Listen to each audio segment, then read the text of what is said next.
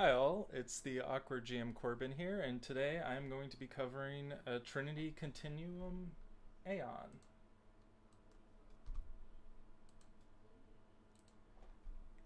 And now I just realized I still had the audio on the Twitch stream, so I'll be here in the Twitch chat here, and I'll be going over Trinity Continuum over here on the big screen here. So, first off, if you haven't seen the Trinity Continuum stream that I did last week, that was on the core rules. This one here is going to be covering Aeon. I'll be making a character based on Aeon. I probably will try and build one from scratch as quickly as possible, but go over the differences between normal Trinity Continuum and Trinity Continuum Aeon. Now, I'm still getting used to Trinity Continuum. I've all that I'm really familiar with is what I've seen with a few of the streams that were here on the Onyx path streaming itself. But we'll dive into Trinity Continuum Aeon right here. As always, thank you to the writers, developers, editors, artists, art direction, design, creative directors, and all the people who are especially thanked in this book. There goes my alarm.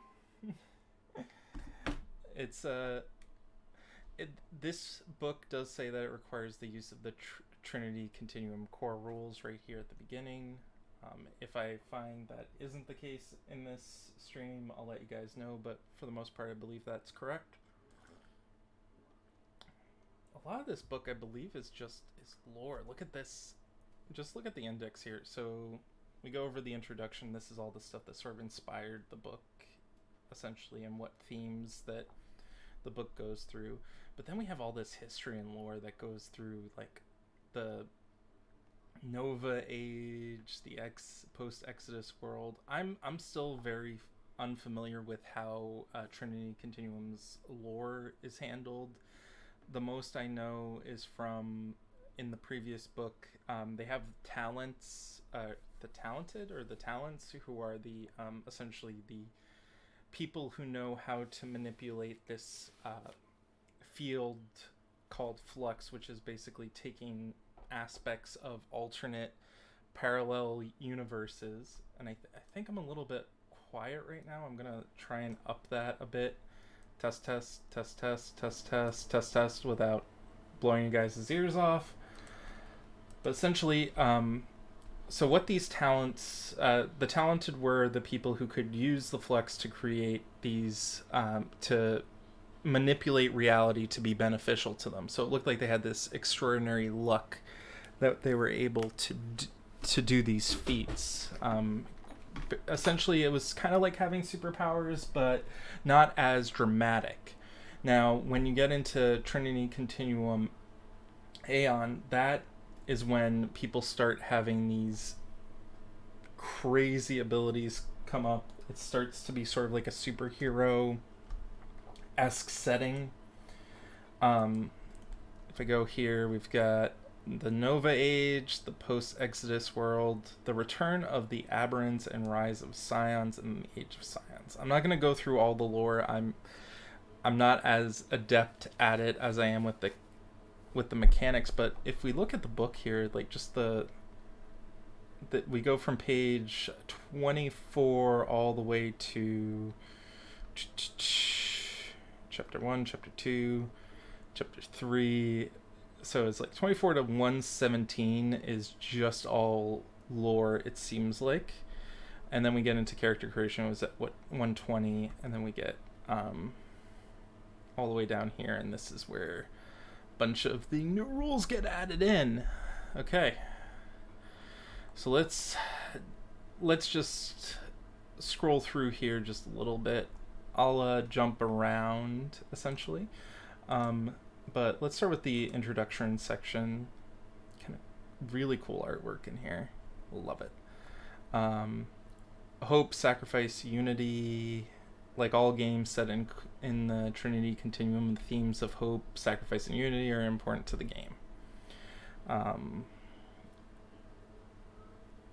This setting is where humanity faces deadly threats, including horrific aberrants, the hostile aliens known as chromatics, and the other less obvious but equally terrible threats. To overcome these menaces, talents, scions, and unpowered neutrals must work with each other and seek alliances with the alien Quinn and other species. A single scion possesses impressive psychic powers, but a group of scions working together can expand and multiply their powers in ways that are impossible for even the most powerful individual to replicate. Okay, so we've got the basic theme right there.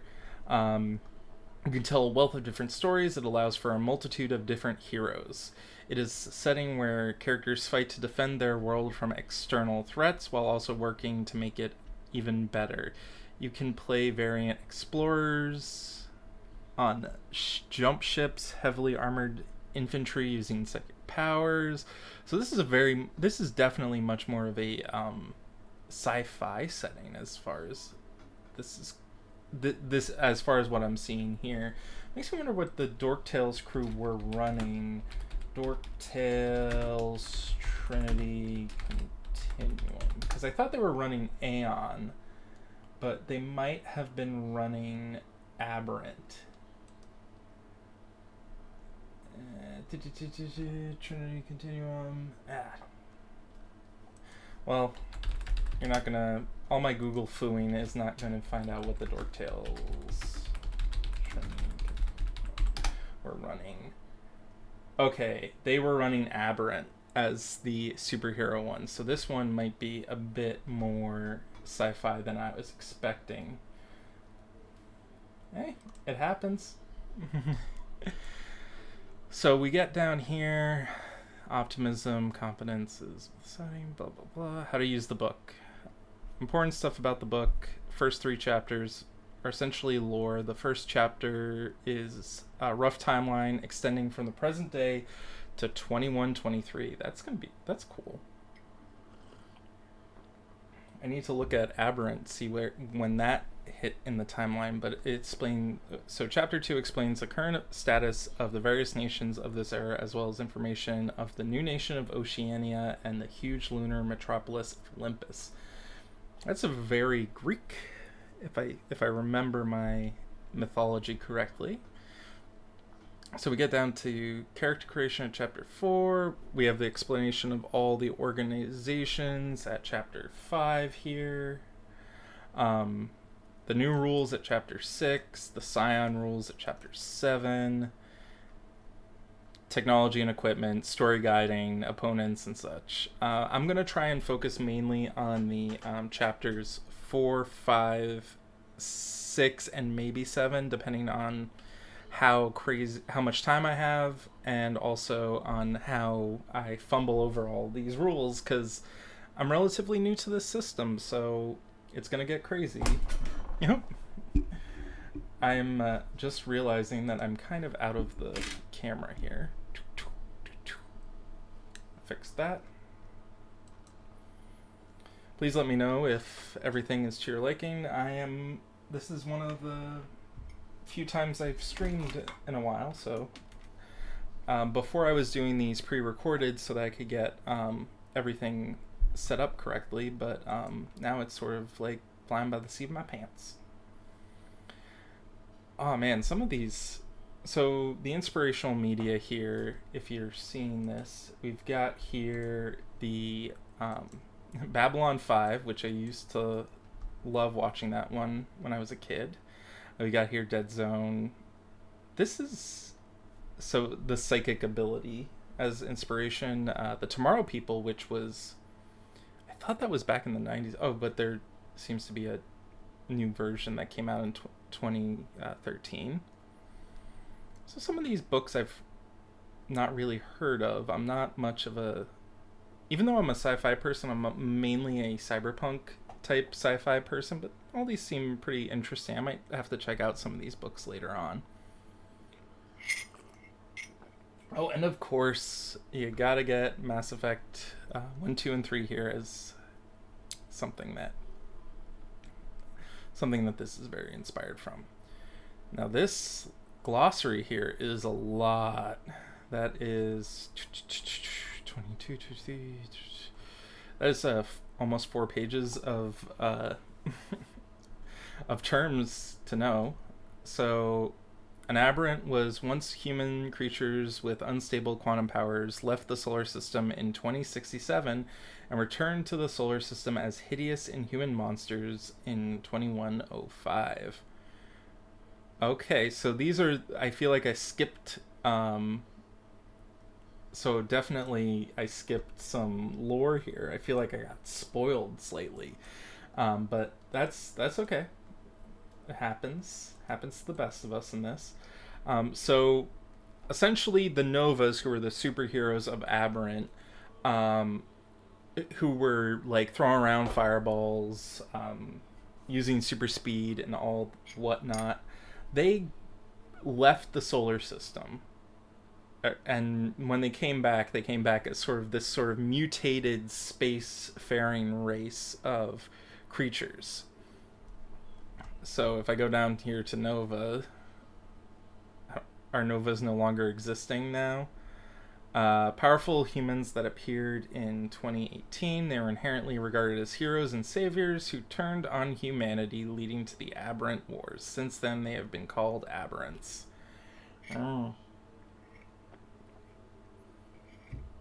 So they turned away from humanity at some point. I'm going to have to find that bit of lore because that seems quintessential to knowing about what this game is about. So if I go to the character creation rules, you're going to create a Scion character. Good. So let's just see what a Scion character is here. Scion, a latent psychic whose powers have been activated using one of the Prometheus chambers. Okay, now I have to go to the Prometheus chamber. A powerful piece of BioWare that transforms latent psychics into Scions. Each Psi order has a single Prometheus chamber, and each chamber gives Scions a single different psionic aptitude. Scions can only survive a single use of the Prometheus chamber. Okay, so we've got most of the setting down now. So I know what I'm going to be getting into. I'm going to be creating basically a psychic super soldier. Aeon timeline. So we get here a bunch of how the world changed. When did the Aberrant Wars start? 2056. Okay, so here's where the Novas were created. During the height of the Nova Age, Novas also built research bases on several asteroids and planets. They founded several other extrasolar colonies. You know what I'm getting? I'm getting definitely the vibe of, if you watched like the Gundam series, I forget which one it is, but they have the Neo Sapiens, I think it was.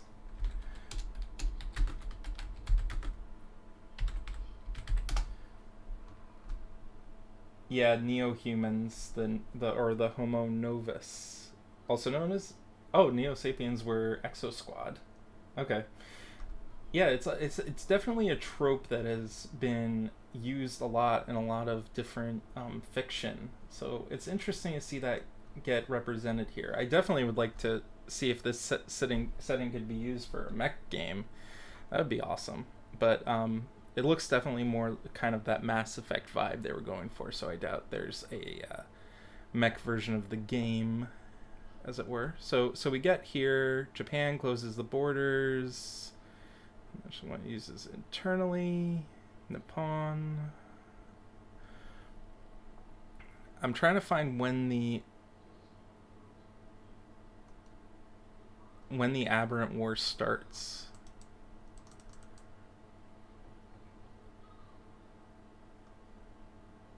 I guess somewhere around here is when the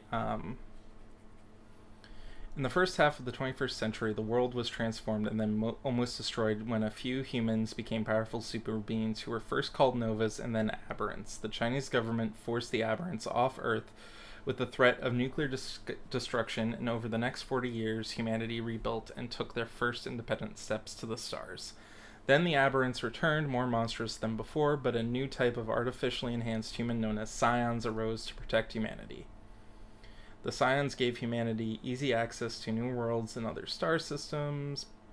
Okay. Well, pretty good here. The Nova Age. This is not what this book is about. The Exodus. I can't imagine that you'd be able to get all of the Novas out of here immediately. But guess it did. Whatever. Let's go character creation. If anyone has any ideas what type of character I should create, put them in the messages below. I'll try to do my best to try and create that character. Let's go here.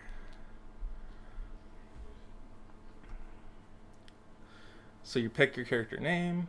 Oh, this looks so much tidier. So you apply the Nova template on top of the...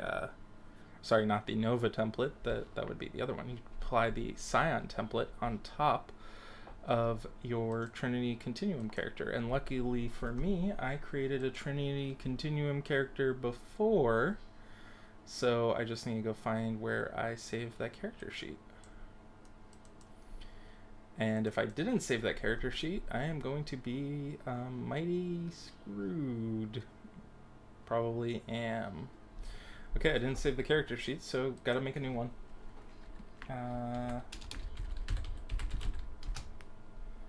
Any ideas what type of character? I can download the aberrant sheet. Aeon sheet. That's what I want. Character sheet interactive.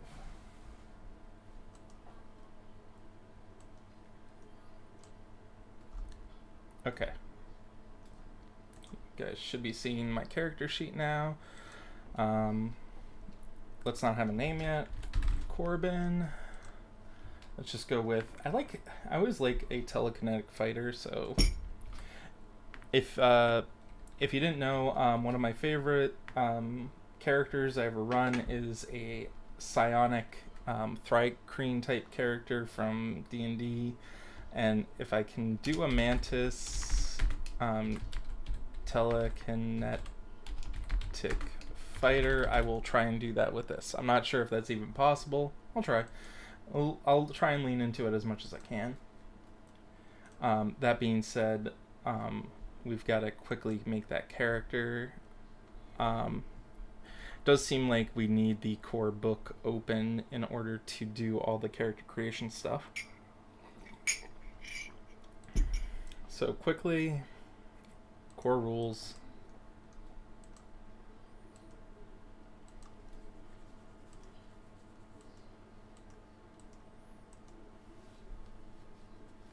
Skills, specialties, Concept. I already come with the concept.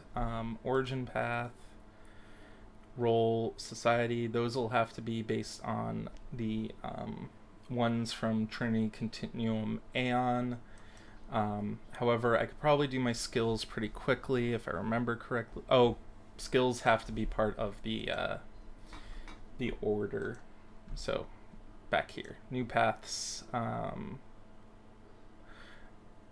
There's a new Oceania path. There are new role paths of Off-Earth, Colonists, Spacer, Space Military, and then there's society paths of ISRA, Legion. Okay, so these are all... Man, this is a lot. I gotta... Aeon Trinity. I mean, the setting is called Aeon, right? What is Aeon? While a neutral character would be outclassed in a campaign where the other characters are scions, talents make excellent characters, and groups consider a mixture of talents and scions can work exceedingly well. Okay, so power level wise, the scions are supposed to be maybe a little bit above the talent. So let's see here. Go into paths, setting secrets, story guide, organizations, the Psi orders. In 2106, immediately after a group of Scions defeated the attack on Sydney, Australia, the world learned of the existence of 8 Psi orders. Each Psi order was controlled by a single individual known as the order's proxy, who was the first person to gain the psionic aptitude associated with each order. Okay, so if I wanted to be telekinesis, I am not seeing telekinesis here. So, quantakinesis. What's quantakinesis?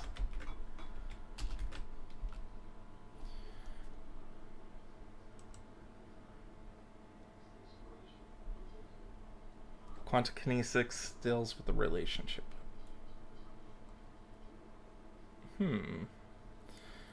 So many new rules, so little time. So let's go over the different forms of psychic powers. So we have biokinesis, which is essentially Psion controls all of their own body, the control over their anatomy, physiology, and surpasses vitakinetics in some areas. Their abilities focus solely on themselves. Biokinetic powers can't directly affect another being, though their effects can. Biokinetic could not alter a person's mind to make him trust the Psion, but she could exude waves of tailored pheromones to set the target at ease. Okay, so got that.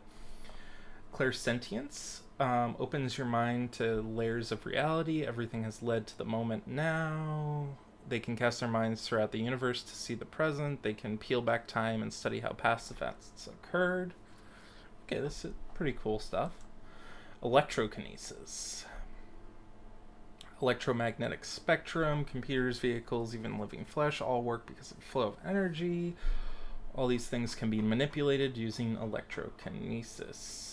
Psychokinesis is one of the flashiest aptitudes and is the one that Joe Hologram is most familiar with, thanks to the ubiquitous media-friendly presence of the legions. While most people think psychokinesis is simply dealing with kinetic energy and movement of molecules, it includes aspects that can block and channel energies with no...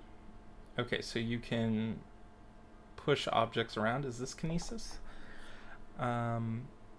So nudge, you can telekinetically move small objects. Okay, that's good. Definitely gotta look into this one. I'm gonna earmark that one for myself.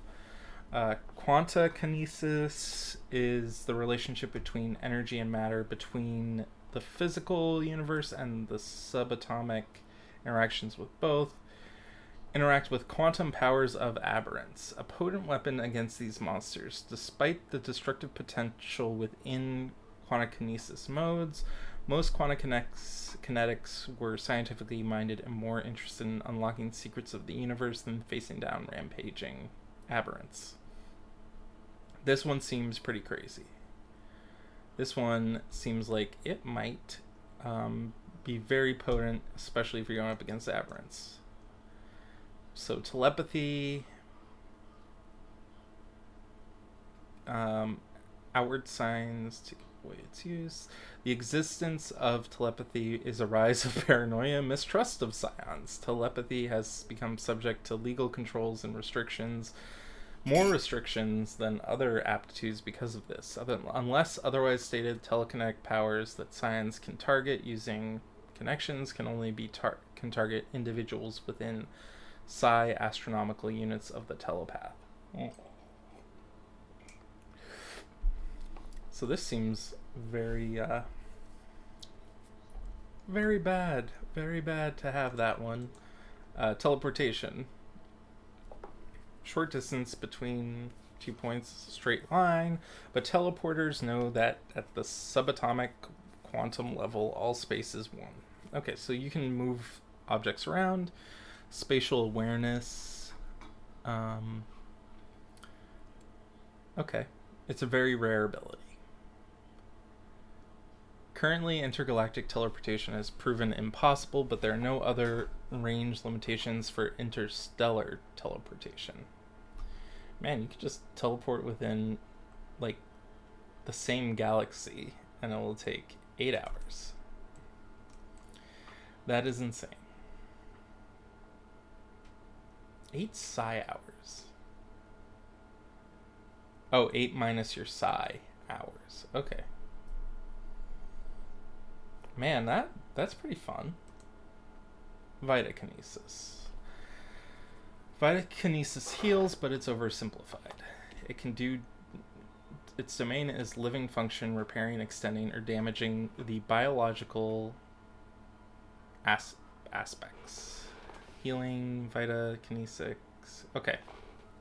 So I got a sense of what I want to do. I want to do psychokinesis. So if I'm going to choose a organization, I am going to choose the organization that gives me psychokinesis, which are the legions. So I'm going to go here to my character sheet, and I'm going to do the legions as my path. And then I am going to go check that out. Check out the legion.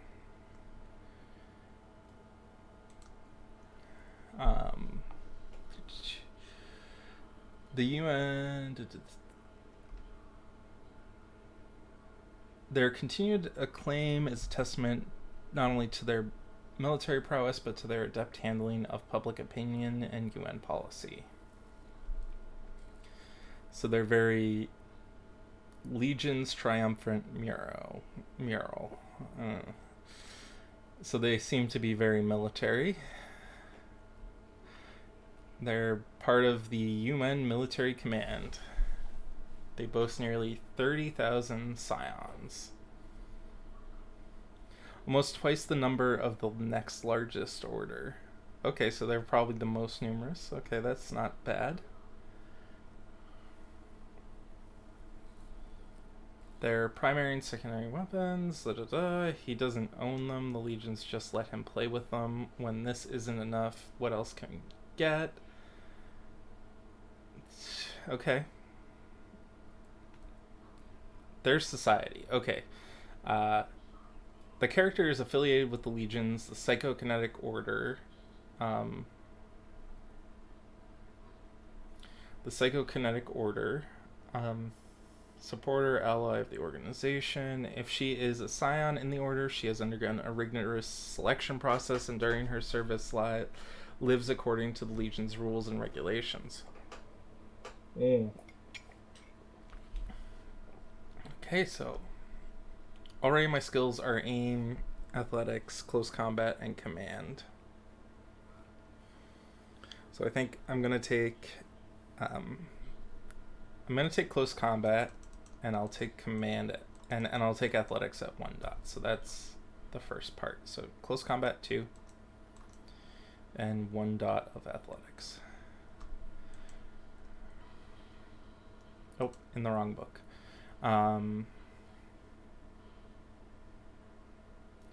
Legion Armory as an edge that I can take. I think I said earlier in my previous stream I can take 3 edges at character creation. Ugh. Let's see. Character creation. Where are you, edges?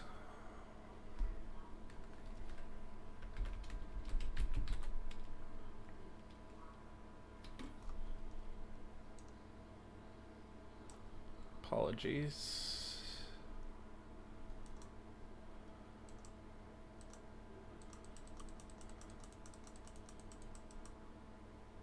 Okay. So edges.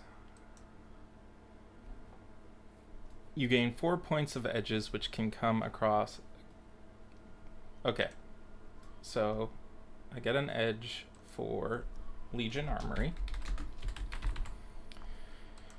What does Legion Armory give me? It gives me a full member of one of Legion's. You can have access to military resources, so I can always acquire military grade weapons, armor, and equipment without much difficulty. So I have to pick this edge if I choose this path. Gotcha. And I can also take any of these. Should have my notebook open. It's always good to have a notebook open, or in my case, I'm going to have a Google Drive open that allows me to write down everything that my character needs. So, have that notepad open, Corbin. Character sheet. Aeon. So at the very least, when I get into Aberrant, I'm at least going to know a bit more of what it's going to end up being after the fact. I find it a little bit odd that for such a setting that there's a small window where the Aberrants were essentially superheroes, just because it doesn't lend itself to that ability of like there being a generation that only knows life with the Novas and doesn't know what life is like with the Aberrants when they become them. But I'm just a weird person when it comes to this stuff. Society path. Okay. So I think this character is probably just going to be a mercenary. Something like a hunter. I like the aberrant hunt, determined aberrant hunter. So I'll just write that down as sort of like hunter in there. So the psi order, I think that's already what I've chosen here. So the legions is a psi order. So because of that, I am now so psi order is the legions, I believe. if I'm not, please correct me. I'm still new to all this. This is why this is a beginner's guide. So where we go from here. We've chosen our society. Let's choose some of those new paths that we've got here. Oh, society has freelance scion as an option. So you don't owe allegiance. You may choose to work for a major contracting, or she may be a fugitive. She may have psi orders seeking to control her. That's cool. I'm glad that they have these different concepts that you can just roll with here. So let's do roll. Let's do space military.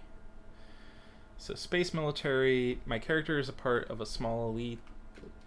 Those who make sure that that's looking good on the stream. There we go. Character is small elite, uses combat specialties, contingent colonies, blah blah blah. Okay, so so the skills for this one are going to be aim, command, pilot, and technology. I'm going to double up on aim, and I guess I'll take a dot of either pilot or technology. So, oh, I didn't choose aim. Okay, I'll just up that. So that was a origin path, I believe. Oh no, roll path, so space military. And we're going to take the Oceania path right here for the origin, just because that's the one that's new for this book. So this one's culture, empathy, survival, and technology. So I'm not going to get any close combat dots, which is going to be a little bit bad. But I think I do get some bonuses that I can toss around. I think I get 6 dots worth of bonuses, if that's correct. So culture, empathy, survival, and technology. I'm going to take 2 dots in empathy, 1 dot in technology.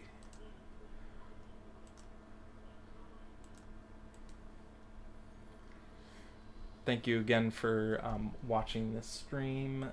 And I do have to talk a little bit about some of the stuff that's currently going on. There's still the OGL sale at Indie Press Revolution. I'm going to put that in the chat here as we go. And we've got here that there is an Onyx Path game night this Friday at February 24th.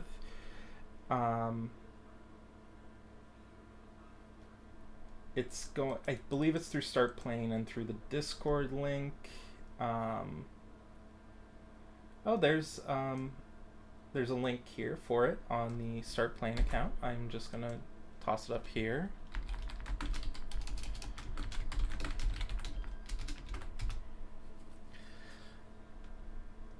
And then we've got here, and Realms of Pugmire is currently at 52,000. So they've gotten 20,000 over their pledge. That's impressive. Kickstarter. Thank you, Nightbot. And I don't believe there's anything else going on here that I need to cover. Yep. All right, back to character creation. So I get 6 dots of skills. 6 dots of skills.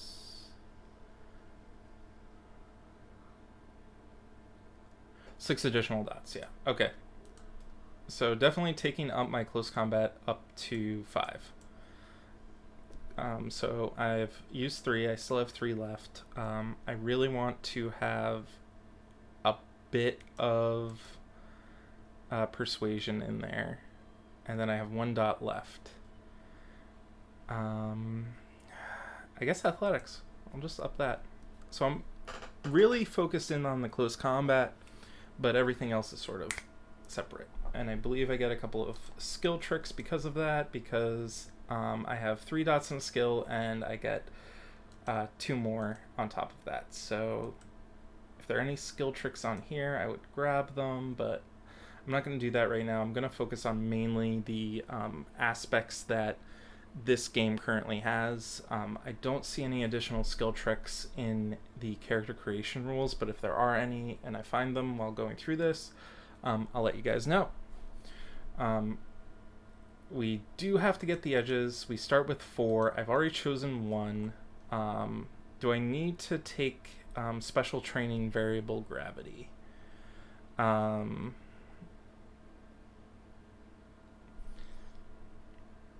Oh, that's cool. That's cool. So if I'm in ship-to-ship combat, I'm gonna make. I do like play a lot of different sci-fi video games, but I don't play a lot of sci-fi tabletop RPGs. But I do like the idea of ship-to-ship combat, and it's one that I always did love. I played a game of Firefly, the role-playing game Firefly, based off the TV show, and I definitely wish there was a little bit more of that piratey aspect to the game. Man, if I could play a pirate in this game, that would be fun. In any case, so we've done that. We've done Oceania.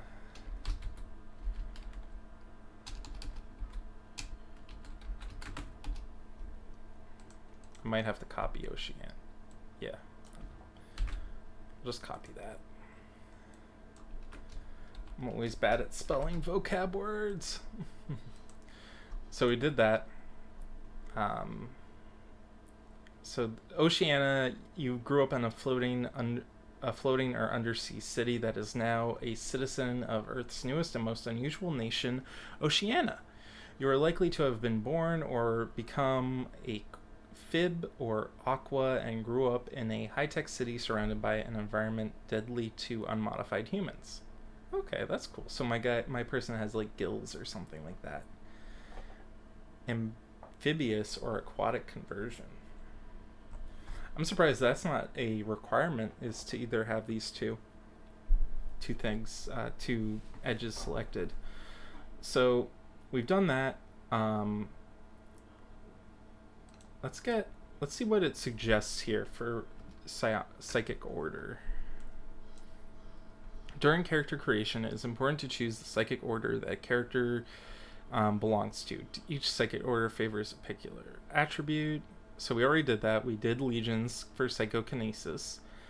Not every scion has to belong to an order. Some are freelancers and renegades and holding themselves aloof. Every single scion has been awakened through a Prometheus chamber, though, and that means at some point a scion must have dealt with a particular scion order.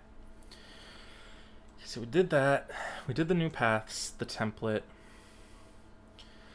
Unusual capabilities presented through aptitudes, side trait, and modes. A scion's aptitude is the primary psychic talent that she manifested, and is dictated entirely by specific Prometheus chamber used to awaken her latent psychic powers. Even a scion who express strong, uncontrolled latent abilities and one aptitude will have to have that inclination overwritten by the power of the chamber. Okay, so you can express the latent power in the form of auxiliary mode. So basically, if you're really good at biokinesis and then you switch to telepathy, you might still have some biokinesis powers as sort of this auxiliary mode. Oh. Okay, so we've gone through these already. The side trait determines your overall psychic strength. Use for activating your powers, the number of psi points which fuels your powers. Okay. Most scions begin with a psi rating trait of 2, but teleportation aptitudes and quanta kinesis start with 3. Okay, so I only have to worry about having a psychic kinesis of 2. Okay, I'm good on that. I should do my attribute dots. 2, 4, and 6. So let's do 4 here. That's 4 here. And then I want to have a lot of might and dexterity and stamina. So I'm not doing a mantis person, but let's do a mantis shrimp person. I'm a psychic mantis shrimp. Did not think I would be saying that today. Let's up dexterity.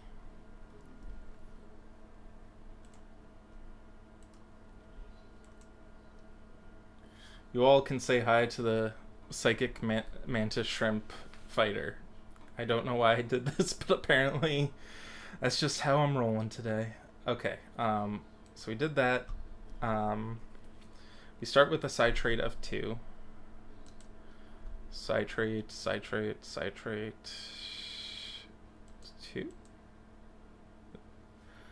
That seems to be where I have to put that, so I'm going to do that for the moment. Oh, Legion Armory was a 1 dot. You can allocate 4 dots to modes. Modes are the actual psychic powers that a scion can control, with 3 modes in each aptitude, each of which is rated 1 to 6. At least 3 dots must be allocated to modes from your scion's aptitude. Okay, where's my aptitude listed? I didn't see that. Is that the...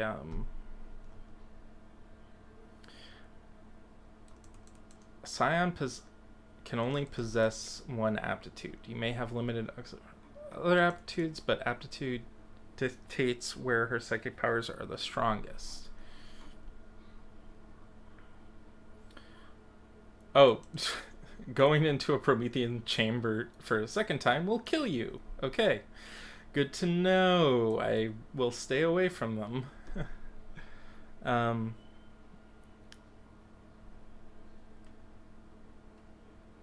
So you can never increase an auxiliary mode above 1 dot. So you can assign dots across things. Experience costs. Zoom out here just so that you can see all the experience costs. That's something that people should have. That should be good information to have. Oh man, there's so much here that you can purchase. Edges, enhanced edges. Your favorite approach, okay, that's fine.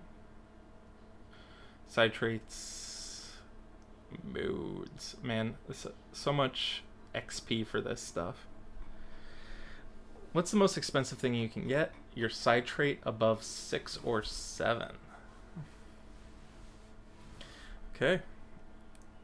All good to know. So now that we've got that,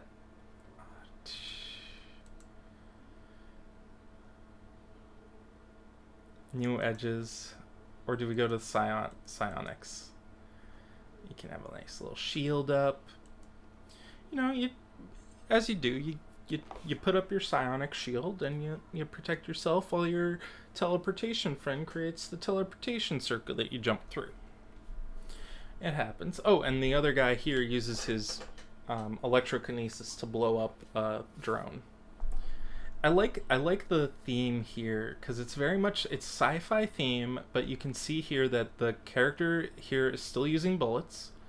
Characters up here are still using drones and security cameras. Or yeah, that seems like a security camera or a pipe. No, security camera. So it's like it's very much a futuristic world, but one that's still grounded in our own reality, as opposed to one that is vastly different. Like, yes, we have psychic powers, but we're still using iPhone 23 or whatever it is. So, well, I guess if it was that long, it would be probably like an iPhone XLR 40 or something. Anyway, so we've chosen our psychic. There's additional psychic edges we can take, but I want to check out the psychic abilities before I do that. So basic telekinesis, basic powers of a psychokinetic. You can feel objects around you using a sense of similar touch. You can use this when your other senses are impaired. You can telekinetically move small objects at a slow speed. This can only move single whole objects. The character can move a pile of unconnected beads at one time, but if they were threaded together, he would have to move all or none. Okay. I'll take the nudge basic power. Oh, all characters, even with 1 dot of psychokinesis, possess the following powers. Okay, so I already have nudge and distant touch. So if I go down here, they're not auxiliary modes.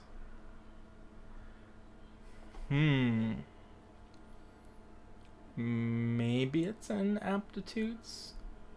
In any case, I'm gonna continue on here down to telekinesis because I want to be a telekinetic person. So you get the toe ability here.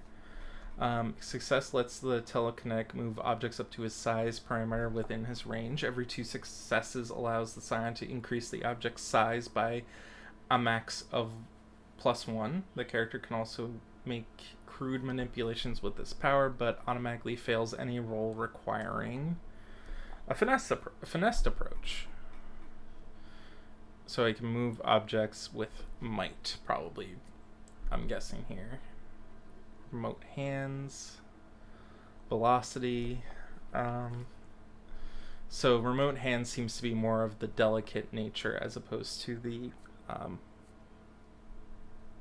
the brute force approach of toe. Velocity, I can increase or decrease the speed of a target within my range. Okay, that's pretty good. I can sort of like slow you down, speed you up. Kinetic enhancement. Towards the molecular level, you can increase your physical prowess by kinetically reinforcing your muscles, or fly by imparting this energy in a specific direction. That's what I'm talking about. I can punch someone with a psychic fist. That's kind of what I wanted. Okay, so we've got that. I'm guessing I'm going to be taking all 4 of these psychic abilities here. So if I go to character creation,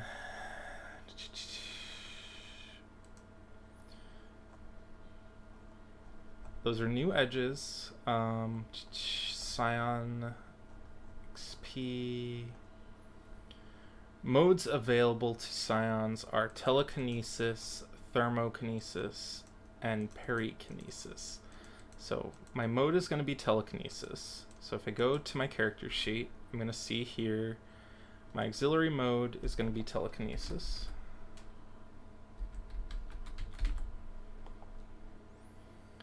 Oh, auxiliary modes are not main modes. Aptitude is going to be go kinesis, and then I'm going to take telekinesis at 4 dots. Yes, I did just take 4 dots in a single aptitude, but that's just because I am very single-minded on this telekinesis. What is perikinesis, though? I should at least look at perikinesis before I give it up. So perikinesis is kinetic shield, energy shields, shaped projection. Okay, so those are things. Oh, if I up my kinetic mastery to a 6th dot, they increase the effects. Oh, and give me an enhancement bonus and allow me to spend an additional psi point to increase the scale of an aspect of my power. Okay. Or to multiply enemy. Okay. Any numerical quantities, like number of targets by 5. Nice. Oh, quantum lock. I should probably keep quantum lock secret, but it just sounds so cool. Locks a person into place. They're immune to all damage and effects. Okay, this trigger can so you can basically just freeze someone on the battlefield. Now it could be useful for keeping your ally safe from being destroyed by an obliterator cannon or something, but or you could use it to make the big bad evil guy a statue and then cart him off. Okay, that's pretty cool. Not that you're going to get to that 7th dot pretty easily. Okay, so we've got the telekinesis at 4. Thermokinesis seems like fireballs and ice balls. Snowballs, that's what they call those. Now we get to the psychic edges. These were the things that I'm kind of hoping for here. Okay, favored mode. Scions only and at least 1 dot in that mode. Yeah, I'm going to take favored mode. Why not? I excel at this power and I gain 2 enhancements when using this mode. This enhancement can be spent to overcome difficulty or purchase elements of a power. Okay, this edge can only be used once and may apply to a mode of the scion's aptitude or auxiliary. So this is basically my guy is trained really well in this one thing. So I'll take that edge.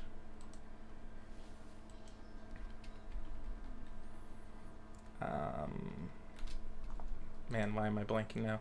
Favored mode. So I'll take 2 dots in that. And I'm going to have 1 dot left over, and I'm going to take enhanced attunement. Your psi is considered 1 point higher for purpose of attunement rolls and range up to maximum 7. I don't know what an attunement roll is. I'm just going to say attuned. Enhanced attunement.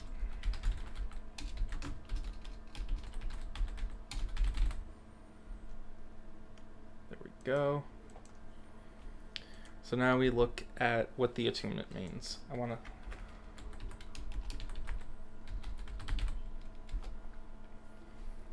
enhanced attunement is there.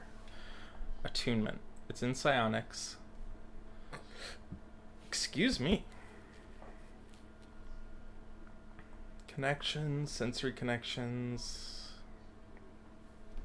Psions have an inherent awareness of the subatomic universe around them. This gives them the ability to sense strong sources of psionic energy, as well as feel sudden and dramatic changes in psi flows.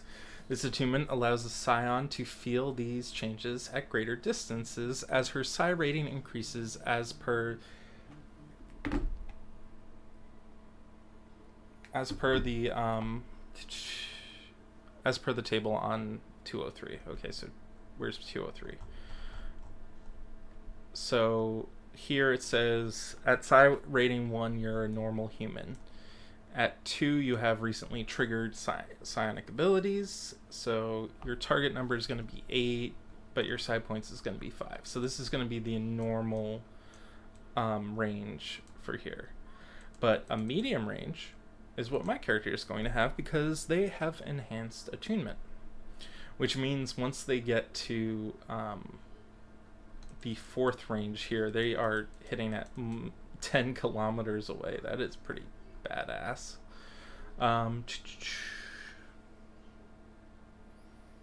Okay, so we've got that. Noetic connections. This seems like something people should know. Everything is interconnected in the universe. Scions refer to these signatures as having a noetic connection to the target.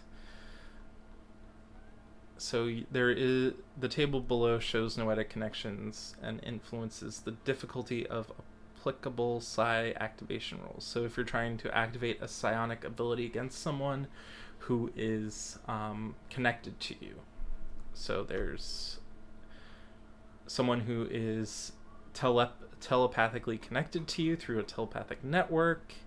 There is sensory, someone who you can see. A material connection, such as like a voodoo doll type situation where you have a lock of someone's hair. A familiar connection, the person lived in a location for at least a month and spent 1 day a week there for at least a year. So there's all these different types of connections. And if it's someone who's a family member, who's someone who you're emotionally attached to, very strongly attached to, you're going to get a +3. Okay. Sorry if I'm rambling. I'm trying to get these psionic rules. And honestly, as far as psionic rules go, a lot of game lines try and do them too different from the core system.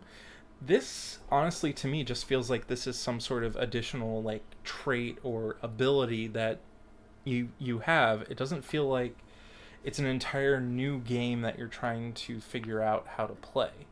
And I've got to give props to the developers and designers on keeping the game within its own theme. Because if you can definitely get lost in coming up with different abilities. I've heard from people. I've heard from podcasts about psionic game design where people feel like it should be so vastly different from the game that the game sort of buckles under the weight of psionic rules when you apply them. Okay, so we've got activating psi powers. If a character's dots in a mode is equal to or exceeds the number of powers, or default. I thought we had up here something that said the target number is set at 8. Okay, yeah, there was something that said that. Okay. Activating power usually requires an ordinary action. The character spends the required psi points and the player rolls the dice pool against the difficulty. A character's dice pool always equals her psi trait plus the number of dots she has in the mode she is using. So my psi trait is going to be 2. The mode I'm going to be using is 4. Okay, so telekinesis at 4 dots. So if I'm using my psi pool, I'm going to roll 6.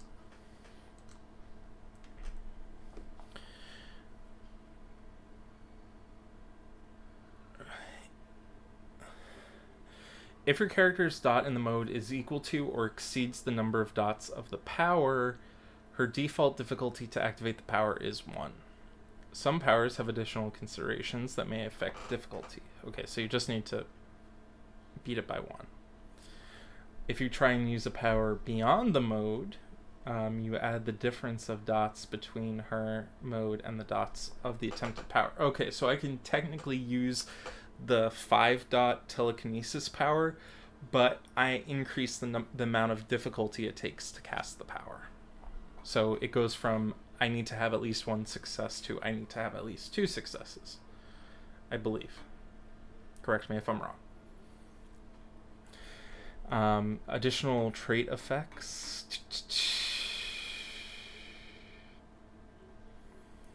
Characters.emoji. A character's psi usually helps define a power's effect. The greater a psi's psi rating, the greater her starting base, as shown in the table below. Unless specified otherwise, the range is used for a power's range. Size determines how large an object the scion can affect with the power, and duration refers to how long it can last. All these qualities increase a scion's psi increases. Every mode power's description refers to the relevant news title. Unless specified otherwise, a character can always choose to affect a lesser range or size or other quantity or end the power before its duration expires. Okay. So you can commit psi points to make it last indefinitely.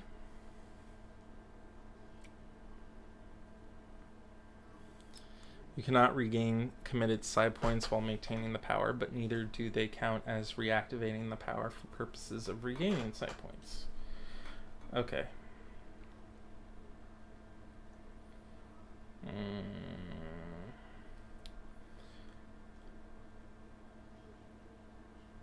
Okay, so we've got short range, and the duration can only be a few rounds. Okay, that makes sense.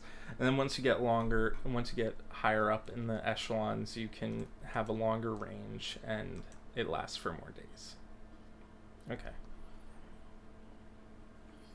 I'm guessing here that the range is slightly different than the range that was up here for noetic connection, because noetic connection seems to be sort of like astrally projected or telekinetically linked in some way, or telepathically linked in some way. This is probably just the range of sensory range. Okay.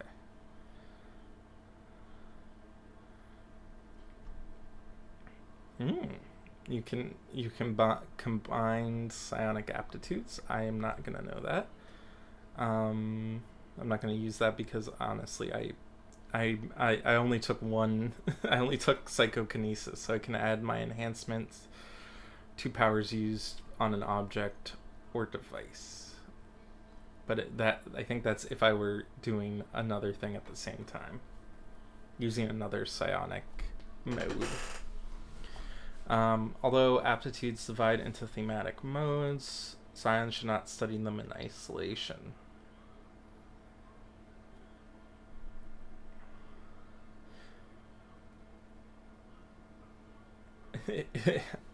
Okay, so neglecting to develop all 3 modes imbalances the human mind. So I decided to create a dysfunctional character by accident.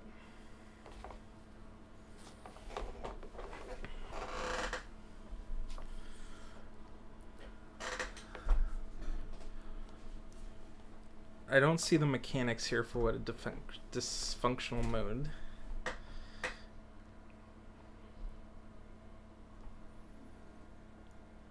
Okay.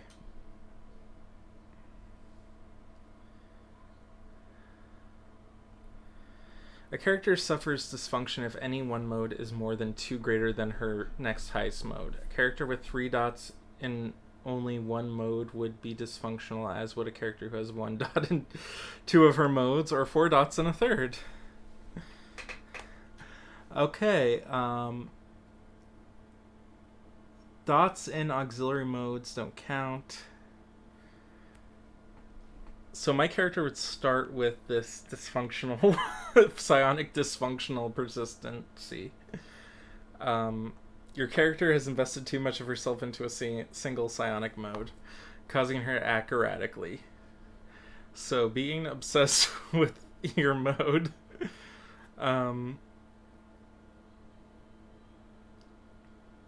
So I gained an enhancement bonus for using that mode. I suffer increased difficulty on using other modes. So I can use telekinesis really well, but I can't use any of the other modes in my thing because I have a negative to using them, which means I would effectively be at a negative value for rolling when using them because I've maxed out that character. Spend a few minutes.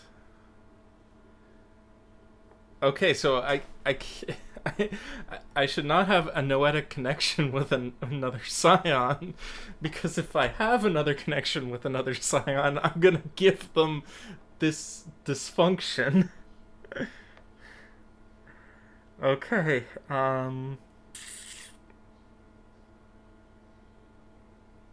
so I add momentum anytime I try and use a power that's not telekinesis or psychokinesis, and oh no, telekinesis is a sub mode of psychokinesis. Okay, so I need to increase one of my modes higher than 2.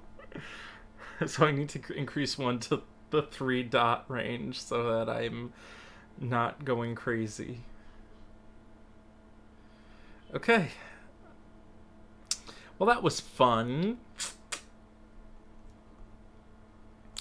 Okay, I think that's basically it, though. That seems to be what psychic powers are. Psionics are in this game. And I like it a lot. I honestly wasn't expecting... I honestly, when I first was going through these books, I thought I would be doing the Aberrant before I was doing Aeon. But Aeon... I'm kind of glad I did this one, because I do like psionic powers, and I do get a little upset when there are games that have psionics as an option, but you don't really get a chance to use them because they're optional rules. And this is a game based around psionic abilities. So honestly, if you're interested in Trinity Continuum Aeon, it's, well, hopefully if you're interested in like sort of like the Star Wars type, or like a more down to earth version of Star Wars where it's actually based around like sort of contemporary future, like the future of Earth, not a galaxy far, far away, this might be for you. This definitely has that feeling of, man, I could say like Dune. This reminds me of Dune and how they've got their psychic abilities that some of the characters have. I know that's in the movie it's represented a lot differently than in the books, but just having these like enhanced psychic abilities is a cool thing. Additional stuff that this book has that the other Trinity Continuum books don't have. Let me just scroll down here and show you the back of the book. I'm not even sure if it's... Yeah, here we go. So we get a detailed look about all of Earth and the other worlds of humanity. We've got the rules for creating scions and proxy characters. I even go over proxy characters. You get some spacecraft, some biotech, and some other technologies here. Advice for running different genres of science fiction in Trinity Continuum. And honestly, like this I could see using this game line for a lot of different, like, this setting itself is just so interesting to me as far as a futuristic scientific setting. Please let me know what you think about this setting. Is Trinity Continuum something that you guys see yourselves playing? Are you playing it currently? Are you running it? If you're running it, I hope it runs just as well as the other story path systems that I've been going through so far, because Honestly, the system itself seems like it's very streamlined, very much in a way of it's adding to the setting, it's adding to the system, but it's not overwhelming the system. Anyway, thank you all for watching this. Thank you all 8 of you in the stream right now. I'm gonna just double check to see if there's anyone currently streaming any sort of Trinity RPG stuff that we can talk, that's Onyx Path related at the moment. Man, I think it's always such a slow day when it comes to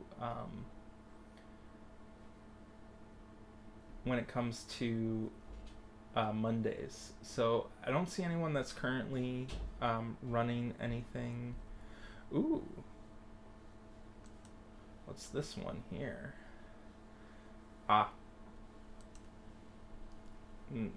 Sadly, it is in another language. Anyway, thank you all for watching. I hope you guys will be here for the next week when I'm going to be covering Trinity Continuum Aberrant. Thank you so much for watching, and have a good one.